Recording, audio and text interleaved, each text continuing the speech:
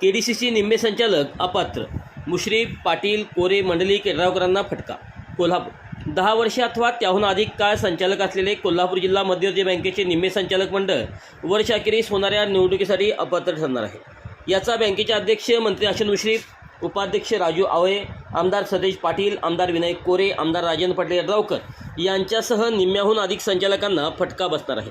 त्यामुळे नेत्यांच्या जागी आता वारसदारांना संधी मिळणार आहे. बँकिंग कायदा दुरुस्तीला मान्यता देण्यासाठी राज्य शासनाने भारतीय रिझर्व्ह बँकेला मान्यता दिली आहे. या तरतुदीची अंमलबजावणी जिल्हा बँकेच्या पुढील निवडणुकीपासून होणार आहे. कोल्हापूर जिल्हा बँकेच्या संचालक मंडळाची मुदत जानेवारी 2027 संपणार आहे. त्यामुळे बँकेच्या निवडणूक प्रक्रियेला वर्षाअखेरीस सुरुवात होणार आहे. साधारणतः बँकेसाठी डिसेंबर 2026 मतदान होण्याची शक्यता आहे. मंत्री हसन मुश्रीफ, आमदार सतेज पाटील, आमदार विनायक कोरे, आमदार राजेंद्र पाटील येड्रावकर, माजी खासदार निवेदिता माने, संजय मंडलिक, माजी आमदार राजेश पाटील, राजू आवळे या नेत्यासह ए.वाय. पाटील, प्रताप उर्फ भैया माने, बाबासाहेब पाटील आसुर्लेकर, संतोष पाटील आदी नेत्यांना फटका बसणार आहे. बँकेच्या विद्यमान संचालक मंडळात आमदार अमल महाडिक, अर्जुन आबिटकर, रणजित पाटील, राजेश पी.एन. पाटील, रणवीरसिंह गायकवाड, विजयसिंह माने, स्मिता गवळी आणि श्रुतिका काटकर यांना प्रथमच संधी मिळाली आहे. त्यामुळे या संचालकांना जिल्हा बँकेची निवडणूक लढण्याची संधी मिळणार आहे.